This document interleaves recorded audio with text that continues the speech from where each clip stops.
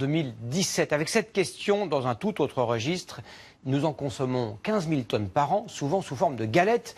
Sa récolte va bientôt s'achever en Bretagne. Vous l'avez sans doute deviné, il s'agit du blé noir, autrement dit du sarrasin. Après avoir été longtemps boudé, il redevient très à la mode. Comment expliquer son succès? Laurent Giraudineau et Bruno Grégoire ont la réponse. Cette récolte dure tout l'automne. La plante, rustique, est de la famille de la rhubarbe et de l'oseille, mais ce n'est pas une céréale. On l'appelle pourtant blé noir en Bretagne. Il pousse même sur des terres pauvres pour donner cette petite graine sombre de forme pyramidale, le grain de sarrasin. C'est une culture qui n'a pas besoin d'intrants, pas besoin d'engrais, pas besoin de pesticides. On fait juste des labours dessus et on sème.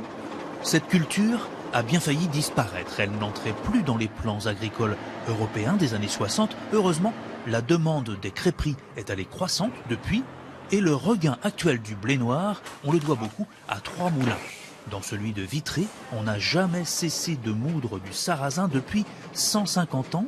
C'est un fief de l'appellation blé noir tradition Bretagne. Pour être breton, aujourd'hui, il faut que cette farine ait l'indication géographique protégée. 60% du sarrasin utilisé en France est importé, surtout de Chine. La farine produite à Vitré sur des meules de silex séculaires part dans les meilleures crêperies. À Saint-Malo, ici, on a réinventé la galette. Je pense que si je n'avais pas été au Japon, je n'aurais jamais présenté la galette sous cette forme-là. Voilà donc par exemple une galette complète artichaut wakame, coupée façon maki. Avec 10 crêperies au Japon, 4 braises café et un étoilé en France, le breton Bertrand Larcher s'est taillé un empire basé sur le sarrasin.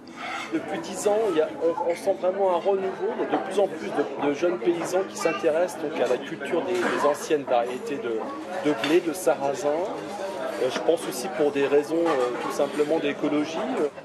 Dans une boutique voisine, pâtes au blé noir du Morbihan, miel et vinaigre des Côtes-d'Armor, bière du Finistère, à côté d'infusions japonaises au sarrasin. Ça contient de la rutine, c'est tout ce qui va être détox, et à froid, c'est un booster d'énergie naturelle. La petite graine saine et sans gluten amène une nouvelle vague du blé noir. Il est déjà considéré